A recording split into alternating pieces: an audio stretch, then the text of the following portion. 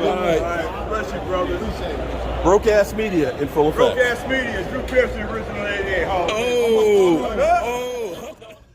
Hello, friends. Mark Holmes here, and as always, I want to thank you all for watching, commenting, subscribing, and being part of the Jobu Sports Report. Without you guys and you ladies, this literally does not work, and I appreciate you taking the time out to watch the Jobu Sports Report. I was born in 1965, 55 years old. I saw the greatest period in football. I grew up idolizing these guys right here. These are the 77 Dallas Cowboys, world champions. And I don't know that we'll ever see a team like this for the Dallas Cowboys ever again.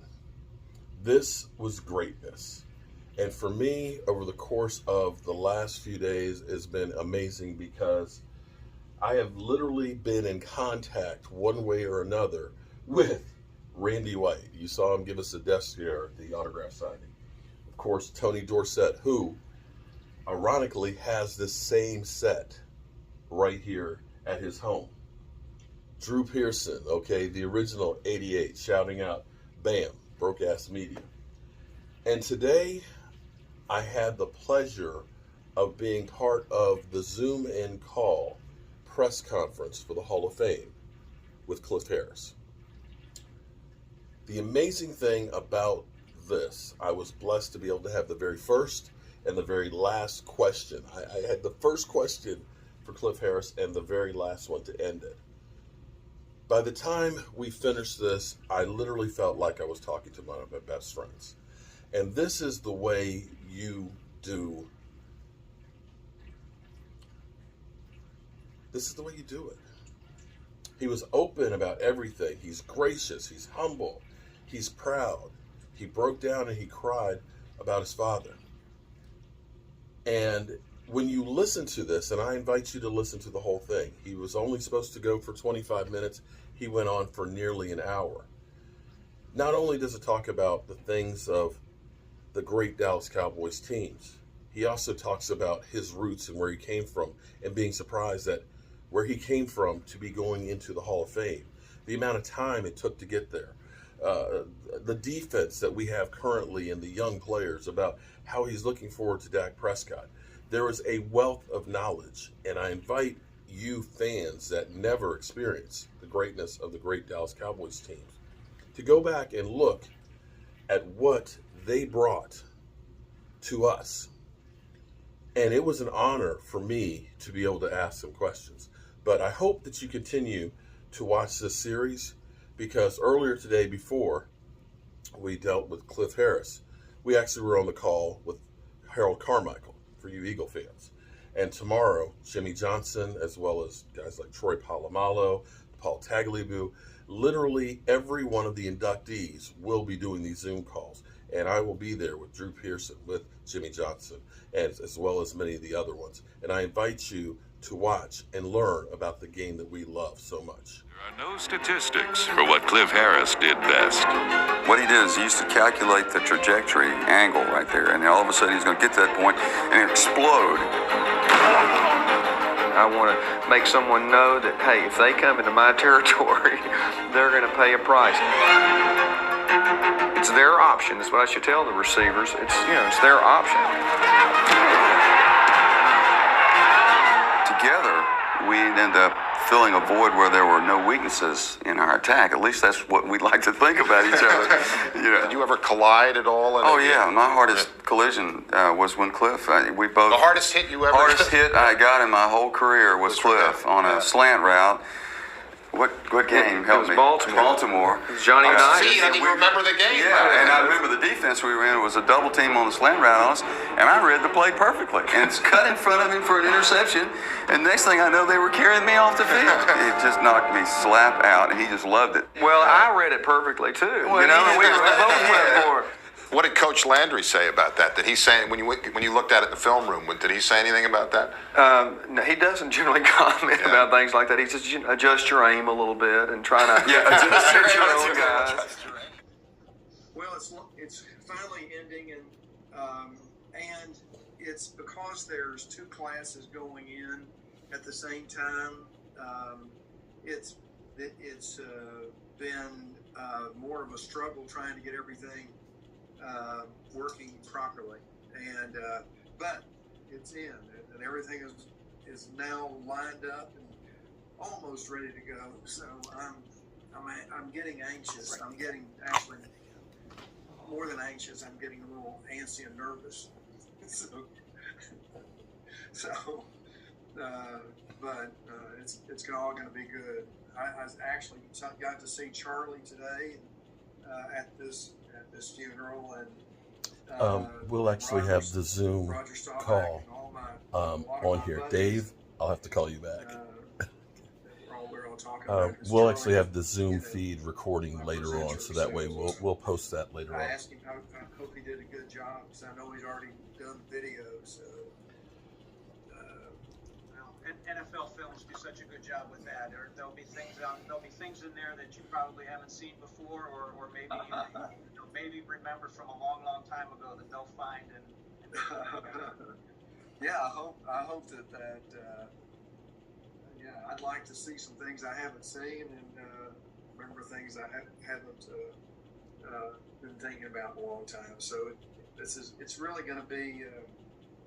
I really don't know what to expect in the experience, So, but all I know is I'm looking forward to it.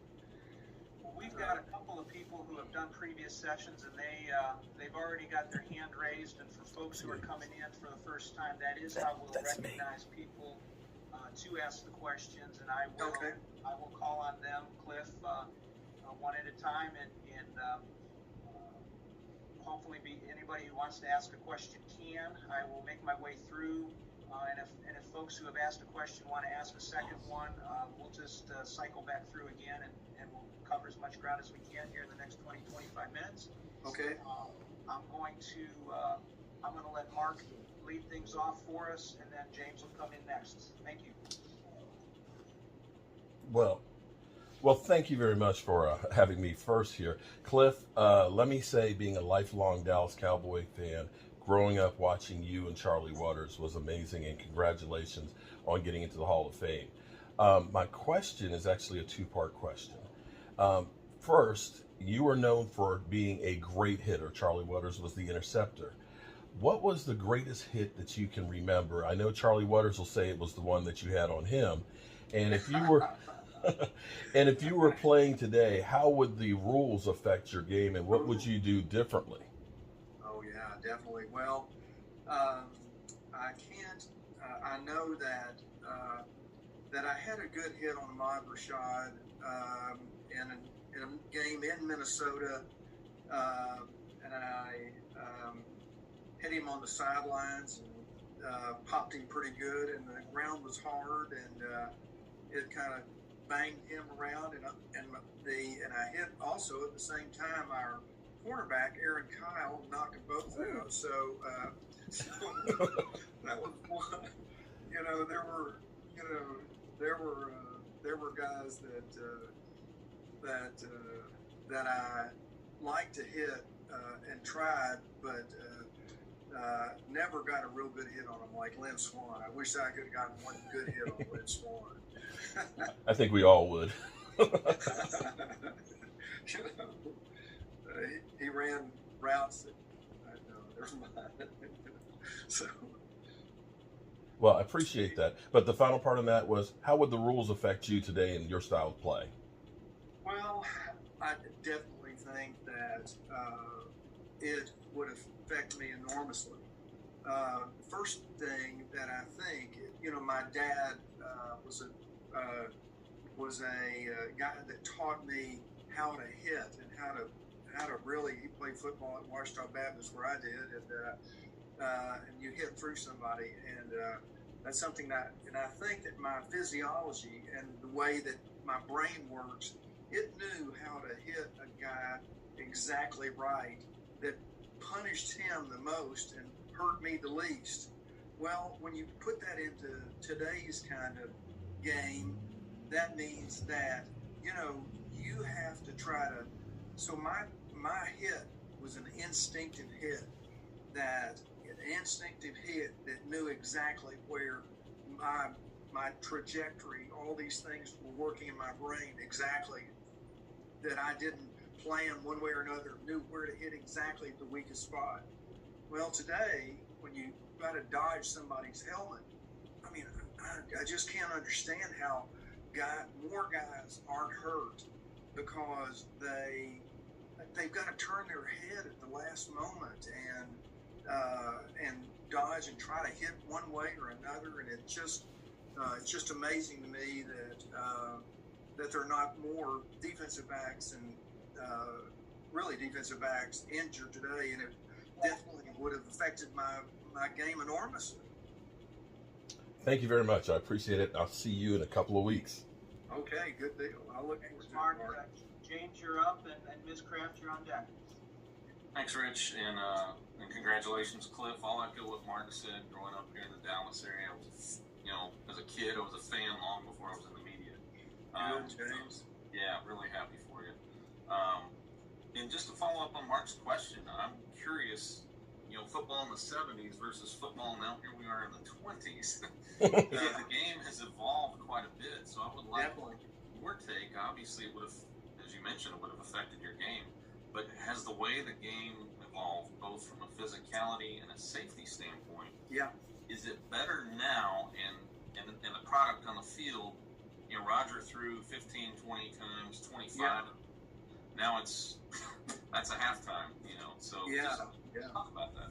Well, I think that, that's a good question, a good perspective. I think that, first of all, I think that I would have had to change my game plan, my game theory, because my theory was really to eliminate inside patterns with receivers. Well, that helps a lot for the corners when the corners know that, man, I'm on the inside, and when they run an inside route out, they're going to get hit.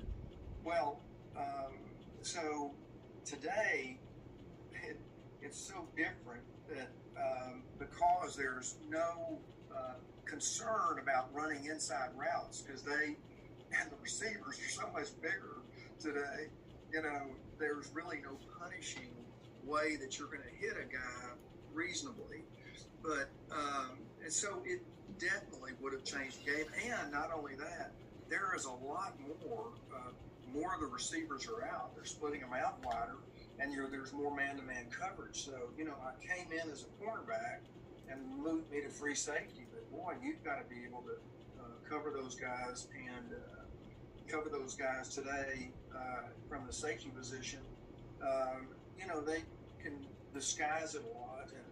But the overall of, throwing a big and tightening that net, today's defense, tightening that net as you draw closer to the goal line is not even, and that's what they have to do today because by the rules, and you can't put a lot of pressure on early in the field, so you have to let them work their way down the field and tighten up the defense when they get closer in.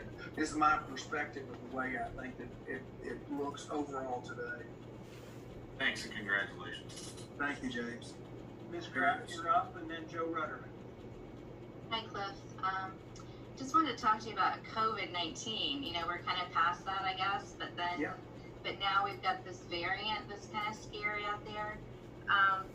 We all want to get back in the stadium and watch some games, but what do you think the NFL could do to kind of encourage the fans to get vaccinated?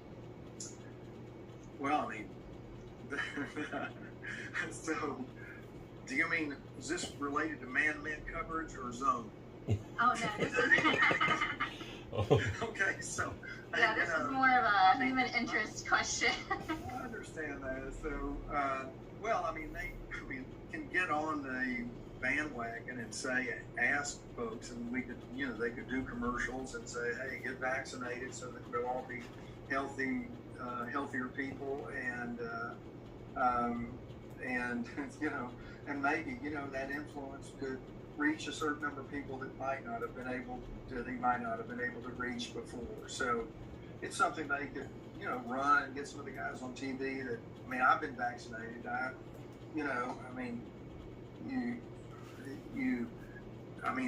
I really never really thought of myself as a tough guy. I mean, I thought I was tough when I got hurt, but I was smart enough to get both my vaccines, you know. So Thank you very much. You're welcome. Joe, and then Chris Babb. Yeah, Cliff, you're going to be going in with another, dominant safety from your era, in Donnie Shell. Did you guys have any kind of professional rivalry there in the 70s when you guys were, meeting at the Super Bowl those times? And, do you have any kind of relationship to this day? Yeah, I mean, Donnie's a great guy. He and I had chances to visit in these meetings that we've had in preparation for our both in Hall of Fame induction, and we appreciated each other's style. I know, the thing that I think the things that are most apparent for or safeties that talk to each other is the ability to not the hitting side of the thing, but the ability to win the game through strategically. And I think that Donnie was really good at that. I think I was good at that, and that was one of the things that and trying to keep a quarterback off guard and doing things that allowed that few moments of their quarterback setting up ready to pass for the defensive line to get in and get them. And I think that he did a really good job of playing and knew when to make the big play and make those big plays. And so, even though he was a Steeler, I always respected him. We always laughed. I mean, it was not like, the same kind of relationship I have with Lynn Swan. So, so we understood each other. You're welcome. Thanks, Joe. Up is Chris, and then next will be Brad Sham. Yeah. You can go in front of Brad. Thanks. Hey, Cliff. Hey, Chris. How you doing? Good. Hey, there's a picture of you and Coach Benson when you were signing your free agent contract with Coach Benson over your shoulder. Yeah. If he or anybody else had told you 50 years later you'd be going into the Hall of Fame, what would you have told them? And also, kind of related to that, Hall of Fame inductees say that this is a culmination of a lot of work, and it takes a lot of people. What does it mean to have you stayed in contact with a lot of your college teammates? What does it mean to have the support of those guys and also have several of those be in Canton with you in August? Oh, it's going to be great. I've been looking forward. I've been coordinating the Hall of Fame invitees with David Sharp, the athletic director there, and he's been very, very helpful. He's already been to Canton up there, and so through him I've helped me in the coordination. Good gosh, I had 300 people, or really 600 people that I was working, trying to weed down to try to get the right number that the Hall's allowing this year, with 10 of the guys coming in, and and playing. So it worked really well, and it's really well coordinated. And playing at Ouachita, my dad played at Ouachita, and it's just an unbelievable dream that I wish Coach Benson could see. His family's going to be there, and Gary and Miss Benson, and I'm really excited about them seeing this small part of such a large dream that's really come true. I mean, for me, and I don't think that when I came to Ouachita as a freshman quarterback, when I came in as a quarterback, and I don't think I was thinking of the Hall of Fame then. I was trying to survive Coach Benson's 2-day, 110-degree practices out there. So I was, that came a little later. You got to have your ambitions, I guess. Maybe I should have thought, well, I'm going to be in the NFL Hall of Fame, Pro Football Hall of Fame, back when I was a freshman. And that was where my goal was. But that wasn't the reality. Well, congrats. We're happy for you. Thank you, Chris. Thanks for the good question. Look forward to seeing you guys soon. Brad Sham and then Quentin. Thank you, Rich Clifford. That when he said my name before was thoroughly unnecessary. I would like to know, I have two questions for you. One is, as it gets closer, does it seem more real or more surreal? And the second question is, now that you know it's happening, does the weight make any difference? Well, can I answer the last one first? You're the Hall of Fame. You do whatever you want. Okay. So that it's happening, the reality of it happening makes it. I mean, there's really. I know it's going to be happening now, and I can't believe it still to this day. But Brad, we've been friends a long time, and having this is an unreal. It's an unreal situation for me to think that I'm going into the NFL Hall of Fame, and that it's actually going to happen. And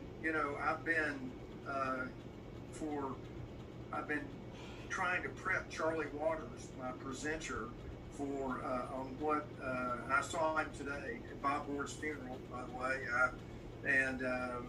and I put some pressure on him and asked him how he was, how good of a job he did, but it's going to be a really interesting, unbelievable experience. Did I answer your question? Well, no. Well enough. And what about the weight? Now that it's happening, does it matter that you waited a little bit? Well, yeah. That's the weight has made it has diminished the excitement a little bit, and it's made it more complicated a little bit. But because there's going to be two groups going in at the same time, right? And the weight it has gone down, but now that it's the reality that I'm going to Canton in a couple of weeks, all of a sudden my fire's lit up again. Cliff, I'm sorry, I didn't mean the weight from last year. I meant the weight from number of years since you stopped playing. Oh, well, yeah, that's another good question.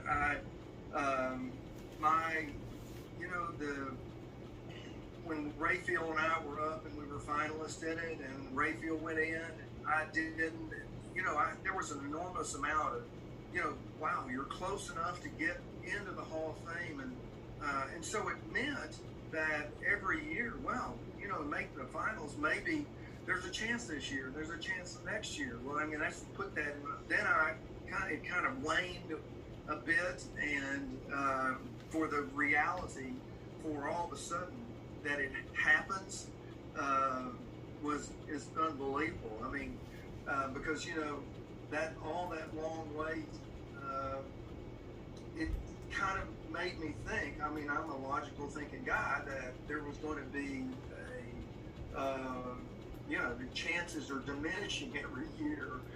That's the way I looked at it. But I'm so happy this year that it truly happened, and I can't wait for to feel it now. I mean, when I get up there, that's what I've been talking to Rayfield Wright, my buddy. The guy Rayfield, he's been calling me and telling me what to expect and everything. So we've been talking, and I've been talking to Drew, or I've been listening to Drew, I should say. But it's been good. I'm really looking forward. I hope you're going up there. I'll be there. Look forward to seeing you. Congratulations. Thank you, Brad. Thanks, Brad. Quentin, you're up, and then next will be Vernon. How you doing today, Cliff? I'm doing great, Quentin. I made it out of pro football. I saw Charlie Waters today, and he was strong safety, and I'm free safety, and man, he was hobbled around today. So and a bunch of the guys up there, you probably know the thinking is, I mean, they're guys that are hobbled and they're beaten up and they're suffering. So many guys have had canes, and I'm lucky to be blessed to be as healthy as I am. Okay, so what were your memories of Tom Landry? Well, Tom Landry was I mean, without Tom Landry's flex defense and his system, I don't think I would have made it to the Pro Football Hall of Fame. I think that I got his system, and because we had 50 different defenses that we were running trying to confuse a quarterback. I got it, and he knew that I got his system, and I knew how to make his system work. Back when I started pro football, there was cover 1 and cover 2, man-to-man and zone, a little bit of mixture of both. So the system fit me really well. I mean, the Landry flex system fit me really well. I could attack, I could confuse the quarterbacks and do all those things. And but he is a man, he knew the kind of people that he could relate to, because he would say to me sometimes, he said, Cliff, this is his way of motivating you. He'd say, Cliff, you know that you're supposed to be over here on the strong side, helping Mel on the inside post route and not making a tackle up on the line of scrimmage. He said, do you know that? Do you get that? I said, yes, sir. And I knew what he meant. He said, he was trying to tell me, don't be too aggressive and go up there and make those tackles. Because if you make a mistake, we're going to throw you out. Well, I got it. That motivated me. It made me, he knew that my personality type let him know that I would get what he said. Because I was, other players might not, but I got a real subtle hint. He didn't need to yell and scream at me. He was a real quiet man that led by strategy and technique and the insecurity that everybody, or a lot of the guys, felt like me, that, hey, doesn't matter. You've got the Landry system, and the Landry system, you're a cog in a wheel. We can take you out and put you back in, and that's what motivated me. To play, and it's what motivated a lot of guys. Also, if you were playing in today's game, which players would you want to love to go up against? I'm trying to think of some that aren't real big and aren't fast, and I don't think they're out there today. I don't think there are some big receivers that, goodness gracious, they're just some really tough guys out there today, and with a lot of speed. Man, the time for the mistake and the error of coming up and tackling has gone down a lot. Guys like Harold Carmichael was that's going in with me was unique. I think that the most of the players today their hero size or bigger. Thanks, Quentin. Let's go to Vernon, and then next Todd Archer.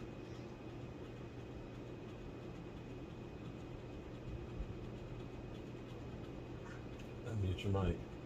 Vernon, unmute. You got to unmute. All right, I'm sorry. Congratulations, Mr. Harris, on getting to the Pro Football Hall of Fame. My first question, if I could, you're very welcome, sir. I wanted to speak to your durability, because 5 of your years you played 14, started 14, other 14 games, and then 2 years in 78 and 79 is when they went to 16 games. And then today we see a lot of players that do get hurt a lot more often and take more time off and miss more games. Could you just speak to your durability in a time where you guys didn't have today's modern medicine and training and technology to keep you guys healthy back in your day, and what kept you so healthy and kept you on the field so consistent?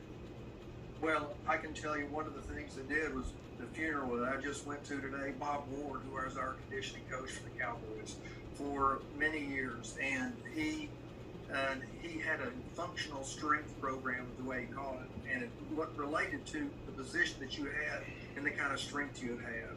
And I think that when I went to a dinner the other night where a lot of the Cowboys were there, oh my gosh, there were so many guys that had,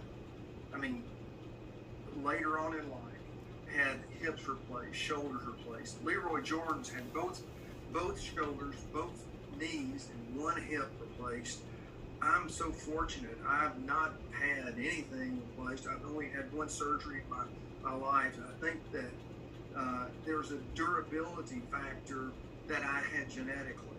And I think that I stayed in really good shape.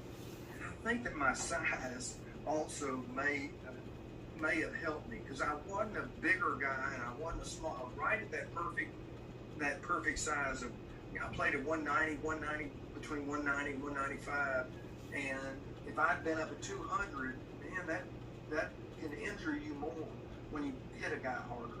So I think that it was just a combination. I think it was a combination of being A plus, 99.9% conditioning, and just the gift of God having the durability to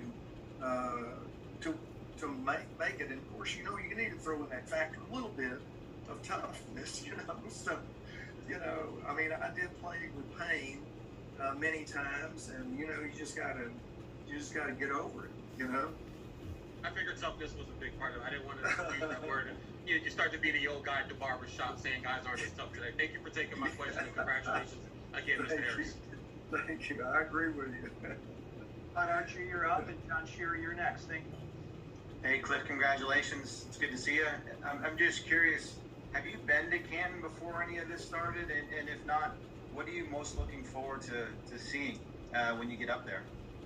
Well, I haven't been up there in a long time. I think we played a game up there many years ago, and I've not been into the museum where the busts are. But I really like to see what it looks like. I'm really anxious to see what it looks like, and I've heard that it's surreal and that it's really inspirational. I'm looking forward to getting up there and getting the feel of what I get from around these other great Hall of Famers. We had a little touch of that when we were in the Super Bowl, but with the Hall of Fame guys there. And but what was your exact question? What am I answering it correctly? What are you most looking forward to going up to? You mentioned the bust room. Do you think the thousands of players that have played in this game and how few are actually in the hall, what will that mean to see your bust in that room next to some of those greats? Oh my God, that'll be there forever. Yeah, I know. And one of the things, Ty, was that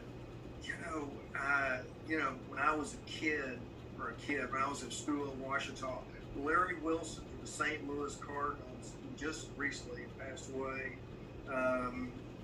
was one of my idols. I went up to because they would broadcast this Cardinal games, and I didn't get to see him when I went up to the hall last year because he wasn't there. I did meet his son, and there's guys that are in the Hall of Fame that I've respected for so many years that I want to really get up there and see them and meet them and get there and get that feel. I want to see them and what kind of feel I get when I walk into that and see all those busts. I can't wait for Charlie Waters to come up and unveil mine and see what it feels like. It's going to be a unique feeling. Thanks, Todd. Let's go to John and then Mark, and then we'll check in with Mr. Harris and see how he's doing on time. I'm good on time. I'm watching. Hello, Mr. Harris. Thank you for taking my question. I appreciate it. You bet, John. Alrighty. So you've been to 5 Super Bowls. You've won 2, and you're going to the Hall of Fame, which means more, the Super Bowls or going to the Hall of Fame? Thank you. Well, I don't think that I would have been in the Hall of Fame if we hadn't won the Super Bowls. I think that if we could have beaten Pittsburgh in one of those Super Bowls, I would have been in the Hall of Fame sooner. And I think if we'd have beaten them in both of those Super Bowls, I would have been in real early. And so the getting in is going to be something that I should have. If it had been, we had won those games, we would have. I think I'd have been in a little sooner. Thank you, sir. I really appreciate it. You betcha. All right, Mark, you're up, and then Chris Osborne. Hey, Cliff. Mark Bone on Cleveland.com, the plain dealer. Another person asked if you had been to Canton before. I'm going to ask you about Cleveland. It takes you back a ways. I'm curious if you have any memories, memorable moments, either stellar moments on the field with the fans, anything in any of the games that you played in. There were a small handful against the Browns when you were playing. Oh my gosh, I do have I remember playing in Cleveland and being a muddy field, and you had a great tight end during my era this is a terrible way to live your life, that you remember, you remember the bad plays that you don't, and it's funny that I don't remember the interception, the running back for touchdowns. I do remember the routes that I can tell you the tight end ran a turn in and go, and he was my man, and Coach Landry had told me, hey, be ready for that. And sure enough, I wish I could remember the tight end's name, but he ran it, and I went for it, and he made a touchdown on me in Cleveland. But I think we ended up winning the game, though. But it's there's,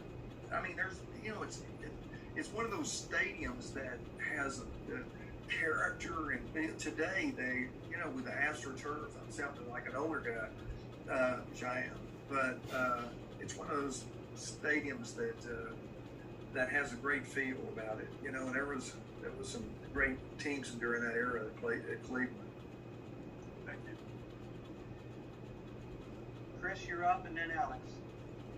Hey, Mr. Harris, congratulations. This is Chris Osborne from Sports and Culture Sports Media. So you went from undrafted to the Hall of Fame. It's got to be special. It's got to mean something to you. Was there a motivating factor from that helped you get through the two-a-days, get through the long nights, studying playbooks, or was there something else that really pushed you along? That's a good question. Well, first of all, the Cowboys trained in Thousand Oaks, California. And so when I was playing football at Washita Baptist in Arkadelphia, Arkansas, the temperatures would get to be 105, and humidity's 98%. We went to Thousand Oaks, it was the temperatures in the 90s, there was no humidity, so there was an advantage that I had there. But I think that when I came in from Washita, I think one of the big things that happened was that, I'd never, because I was a big Arkansas Razorback fan, I'd never been in a D1 school. I'd never, been out on the field, never covered a guy. And we had 20 defensive backs that year, rookies, that trying out for the Cowboys there. I made the starting lineup that year, the only rookie to make the starting lineup. But all of a sudden, I saw these receivers that were, holy cow, these guys that were from, Texas, Ohio State, Oklahoma, they were just guys. And I said, oh my gosh, I can cover these guys. And not only that, hey, I wonder if I can knock any of these guys out. And sure enough, that, when I got up there, I mean, the more that I began to see that they're just guys, the better I covered them, the more confidence I had. Because, being a free agent, there was kind of a little bit of a chip on my shoulder. I wanted to prove that I could do it. I wanted to make sure that that I did the very best I could do for myself. And but I think the reality that came to me that I expected guys that were sick, like today's pro receivers, I expected more of that than just normal. They were my size. I had to cover Lance Allworth, who was an All-American. We had just traded for Lance. I think it was my first or second year, and I was a big hero of Lance Allworth. And I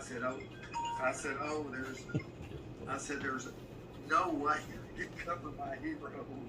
And so he took off. He caught a ball looking over his right shoulder with his left hand. So it was a blessing in disguise. He was a good guy. We became good friends during that time. But making it out of Washita Baptist, and my chances weren't very big. Well, I sincerely apologize that you were an Arkansas Razorback fan. I'm a Georgia Bulldog fan, but I appreciate you, and good luck. Thank you, Chris. Alex, you're up, and then we'll go to Chris Daly. He's going into overtime. It's only supposed to be 25 minutes. How you doing, and it's Mr. been Harris? 35. I'm good. Hey, Alex. I have so many questions for you, so let me try to make them clear. One, if you could give advice to today's Dallas Cowboys safety and corner, what would you give them? Two, if you could change something about today's game, what is it about today's game that you're not particularly fond of? And three, on a scale of 1 to 10 on a funky scale, what would you rate yourself? You need to ask. I'll go backwards. The funky scale, my son would say unfunky. But let me tell you, I'm a music guy. I listen to every kind of music there is, and I like it. My mother was a music major, so I'm a music guy. So I'm a tunes guy. Alex, what was the other one? Tell me your other question. I actually had two. The first one I asked you was, if you could give advice to today's Cowboys secondary, So, what would you think about today's game? That's a real tough question, man, because that's a real tough question because I don't know their scheme. I mean, I'm a guy that's They didn't know their scheme last year either. Fits a specific defense and makes that defense work. If I could tell them you could say all the cliches, go 100%, don't let up, don't be. I think that they are second guessing sometimes. That's just my look. I think that they are not playing aggressively. I think, like I was describing earlier, they throw a big net out there and it tightens up to the end zone. I think that's the overall thought process of that defense, and I think that they need to try to get that defense up there. I mean, close it in sooner. Run a tighter defense and get after them a little bit more. Does that make? It does make sense. Yes, sir. All right. Chris Daly, and then Jake. Yeah, hey, Cliff. He is, Firstly, this a lot of respect for this you is for why going we to love a the small Dallas school all the way Cowboys. to the Hall of Fame, and my question for you is: your father was a war hero and football player as well, and he really means a lot to you. So, what does your father mean to you, and what did he teach you about the game and about just life as a whole? Well, oh my gosh, my dad, was a fighter pilot. He was shot down in the South Pacific and was on a raft for 2 days and survived. So he was a tough guy, and he taught me, you know, as I mentioned earlier, he taught me how to hit through guys and to aim like they do in karate. You know, you aim for the other side, and so I knew how to hit guys early, and I think that's just an instinct thing. But he was, you know, he was also an example for me because he had diabetes.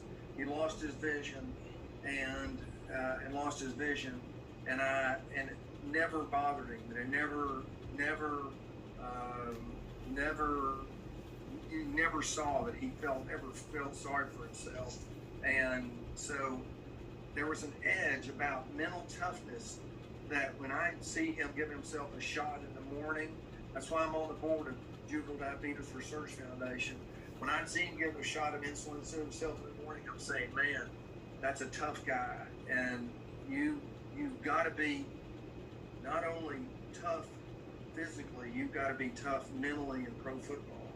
And I think that I learned from him mental toughness. That's one thing that I think that was something and you know, the toughness of, you know, not being afraid or intimidated by large crowds, and you know, going out, because I played at Washington Baptist. We didn't have 2,000 people to come to a game. Then I go in to play in San Diego Stadium. They had 80,000. You know, the first time I was in there. So, I mean, that's a mental toughness that you have to learn over time. That helps you every little bit of mental toughness you can develop about, you know, the stadium, the injury, the overcoming the quarterback, winning, competing against them, and making sure that you do everything that you can possibly do to study. I was a real student of the game and studied a whole lot. Coach Landry put out enormous amounts, big data sheets, and I was a real student of the game and really understood anticipated what the other team, the other quarterback was going to do. So, you know, it came from my dad. You know, he taught me how that discipline brought me discipline, and I was a real fortunate guy. That's great. Jake and then Cameron. Hey, Cliff, I think we're coming back around again. Taking the time. I got 2 questions for you, if that's okay. Yeah. So first of all, we talked about Harold Carmichael just a little bit. Obviously, he's coming into the Hall of Fame with you this year, and I'm sure you guys played each other, you know, very well, being in the NFC East against each other for all those years. Oh, many times, yeah. So the first question is, you played him so many times, you faced off against him more times than you could probably count. Were there any plays or games that you stick out in your mind that you just wish you could take back? No, did Harold tell you this question? I think he did. He must have. Because when I first saw him, when we just got together, when we both made it, this gets back to that theory about the way that a defensive back or a defensive guy sees the game. You look at your mistakes, you remember those. And I said, Harold, do you remember a game in Dallas? He said, oh yeah, Cliff, I remember. I didn't even have to go far with it. It was on my birthday, and I remember it was a Monday night game, and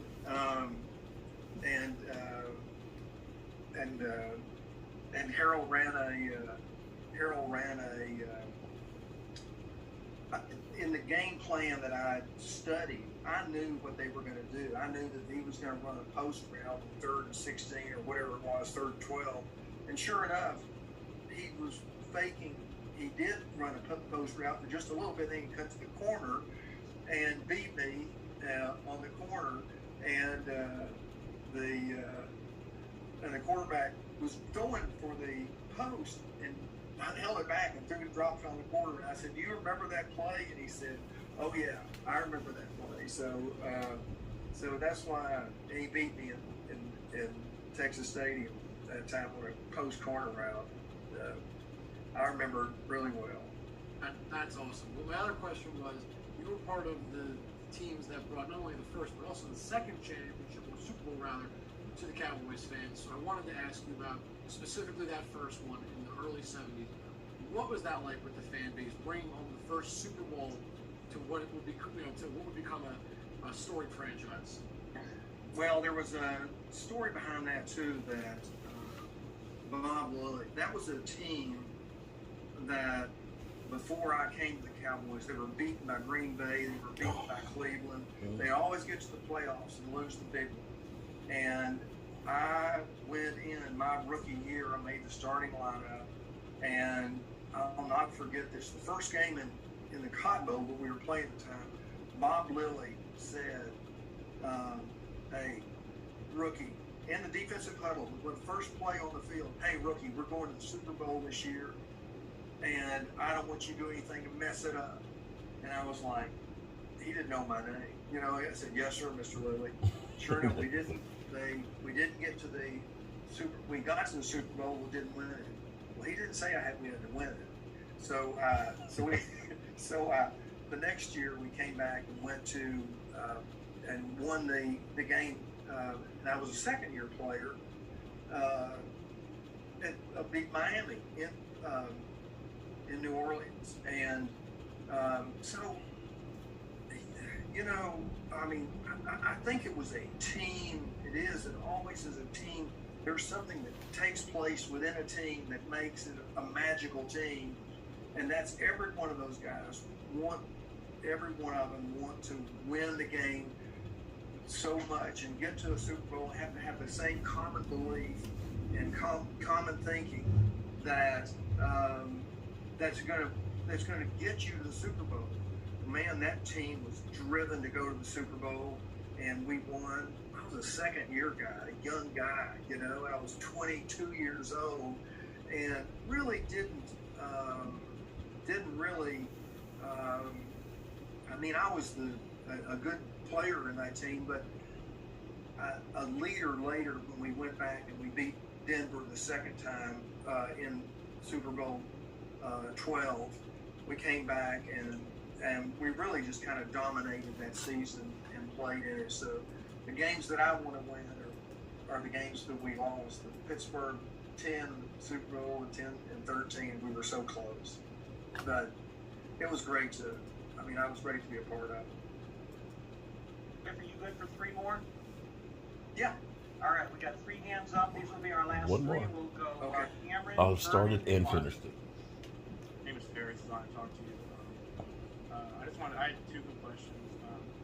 The first one is your play time with Charlie Waters. I consider one of the greatest middle safeties, not only in the decade, but in NFL history. And I was wondering if you guys more had a professional relationship or had both a professional and a personal relationship when you were friends on the field and off the field. And my last question is, you were voted to the Pro Bowl 6 times in a row. It's a great thing to say about yourself. I just want to know if you have any stories about your teammates on the Pro Bowl teams that you're on, and if there's any interesting things that you're in that era in the Pro Bowl. Well, first of all, Charlie and I just saw him just recently, and ironically, it was at the funeral of our weightlifting coach, Bob Ward, and Charlie and I always were real competitive with each other. You know, one of us, we thought in the very beginning, one of us was going, my first year, both rookie years, we were rookies together. I thought that we both thought, hey, one of us is going to make it and the other one's going to be cut. And Coach Landry and the decision team process kept both of us. And but I started as a corner. He ended up playing corner when later when I was safety. Then he ended up playing strong safety when I was free safety. And we were yin and yang. You know, he is an artist I'm a mathematician. I'm a physicist. He's a painter. So I understand. So we together, the way that we approached the game was that he had a different perspective than I did, and looking at it in the way that he looked at it, and the way that I looked at it, but together it made for a better union. You know, if we both thought the same way, we probably could have been beaten, but we made really a great bond because we were different in thinking, you know, I mean, and different perspectives, but accepted and believed and trusted each other's strengths, and so therefore we made the team better. We were really good friends. We raced motocross in the off season. We raced motocross under assumed names because Coach Landry didn't allow riding dirt bikes, and so but I was better, and I beat Charlie. I probably didn't say that, you know. So we compete in everything we did, and then and I think we understood each other really well, which made a great combo. And I couldn't have picked a better guy because we both understood the Landry system. That's the best thing, is that we knew how to operate his system, and I think that Coach Landry saw it, and that we both learned how to, maximize his system. That's what we did together. As far as the Pro Bowls, man, what got me out of pro football was an injured neck. I was paralyzed.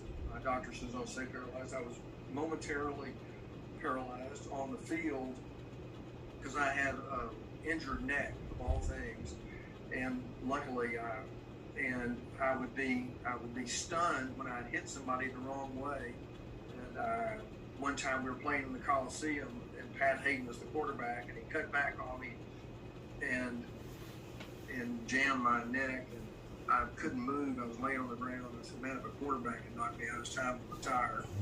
So we'd play in the Pro Bowls, and gosh, nobody's going full speed except the running backs, because the linemen aren't, the defensive linemen aren't the defensive linebackers, so they're coming full speed at the safeties. You know, the running backs are, because there's nobody going really except you, so you had to stop them. Well, when I tackled those guys, you know, my neck was not good, and that's what really got me out of pro football.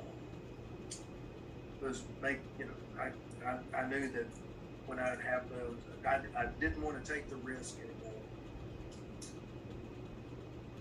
Thanks, Cameron. Vernon? I'm back, Mr. Harris. I didn't want to crowd and take up too much time. I had another question before, but I was able to get it in now. Okay. So thank you. Also, to salute to your father. I come from a military family. My mother was a colonel in the Pentagon. My father was an ND and an Airborne Ranger. I myself was a 14 Romeo Air Defense Artillery. So salute to your father, sir. Yes, sir. Yes, sir. Thank you very much. Thank you. Funny question. Favorite player for you to watch today? And second part, what's the best part? All of this, your career, small college, NFL, Dallas Cowboys, Super Bowl, all the way to the Hall of Fame. What's the best part of being in the Hall of Fame now? But first part of the question, favorite player for you to watch today? All right, so my guy that I liked and I pulled for and is going to come around this year for us is Dak Prescott. And I've been a Dak fan for a long time, and I know that I was so, because he reminds me. This goes back too far. This is probably before your time, but Billy Kilmer, because Billy Kilmer was for the Washington Redskins, and man, he was a good friend of mine. It's funny how so many of the quarterbacks were good friends of mine. Jim Hart and Kilmer and a bunch of those guys. And but he's a winner, He's got a big heart, and I think that it's something that's contagious on a team to have a leader like we had the great leader of Roger Staubach, to that just an edge that you have to have that edge of winning. It takes something more been a great team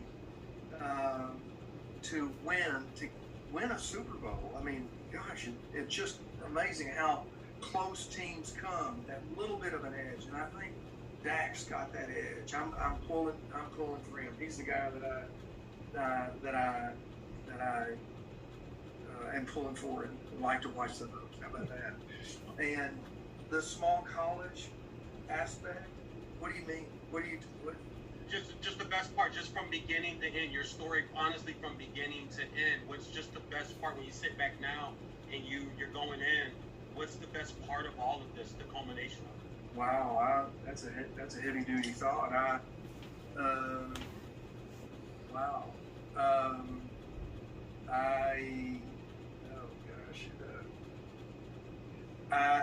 still want to get emotional about this, but and you being in the military, my dad. I'm sitting here looking at his. Wish I could show you. I can't. I'm going to show you his. So right here, he's a P-38 pilot. See those? See that flag up there? Can you see that? Yes, sir. You know, so that's his. And he had a Purple Heart and Distinguished Flying Cross. So, you know, I mean, I want him to. I feel it, you know. So, I mean, that's something that I really believe. I'd like to have him see this. He was a tough guy. And man, you've got to be a tough guy to fly a P-38, crash in the ocean, survive on a raft for 2 days, and then tested to be a jet test pilot at the end of the war. And he was so excited about it. Gave him his physical. He had diabetes. Washed him out of the Air Force. Never flew again. So I got my dream. You know. So I think one thing about me is I'm a passionate guy, and I get choked up, and I'm a tough guy, but also one of those guys that. You're about to get me choked up over here, Mr. Harris. Come on now, sir. Yeah, no, it's all good. But thank you, and like I said, salute to your father. Sir. Thank you for taking my question today. Yes, Congratulations, Mr. Harris. Thank you. Wonderful answer, Cliff. All right, Mark Holmes, you started us off. Let's bring it home. I am truly blessed today to be talking to you, to start off and to be able to finish. And it's hard to, after going through that emotion, I'm going to try and make you laugh, because when you brought up Dak Prescott and then you start talking about Billy Kilmer, me growing up watching Kilmers, we used to always go in the backyard, and when we throw a duck, and literally the football will be a duck, we say, that's a Kilmer pass. So putting the two of those together, I'm not sure that's the best one. He could beat you on a duck. Oh, he would. I hated the Washington football team back in the day. But after having the stellar career that you had, and I'm sure you played football all your life, I know you ended up having business with Charlie Waters, which I'm sure made the transition a lot better, having your teammates still right there with you. How ready were you for football ending? It sounded like with the neck injury, it wasn't something you were expecting. And what would you tell the players going forward here to be prepared for the end of football? Well, you know, Mark, this is, a different era, right? Mm-hmm. So I worked in the off season in the energy business, and I was lucky to have that business, and the guy, Max Williams at U.S. Companies, said, hey, Cliff, thank goodness it's happened that he said, you've either got to decide whether you're going to work in my business or you're going to go back and play next year. Unbelievably, I don't know an ultimatum like that. And I said, well, you know, my neck was hurt. I was doing real well. I was making more money in the off season than I was for the Cowboys or getting there. And so I retired. And so, you know, today, the players don't have that necessity to go into a good paying job that I did. They make lots of money in right now in pro football, and they can play as long as they want, except for injuries, you know. Yeah. And thank goodness that happened. I mean, I've been a blessed guy throughout my life. I really have. I mean, how can a guy from Ouachita Baptist make it to the Pro Football Hall of Fame? I mean, other than being blessed and lucky, I was blessed with having a durability, having a system that I understood, having one that was built for me, the Landry Flex, and our defensive system, and I got it, and it worked well for me, and then to come out of it healthy today, you know. So if you're making $8 or $9 million, is probably what I'd be making. I think that would be one of a year. So yeah. What's your motivation to quit? I mean, other than being paralyzed from, you know, the neck down. And so, you know, I don't know what these guys do. I mean, I'd like to know in their heads, like Sean Lee, you know, for the Cowboys. He's such an intense player. I like him. I don't know what is going to be the motivating factor other than he just doesn't play and they're going to cut him, you know, right? Mm-hmm. You know, they're going to cut him.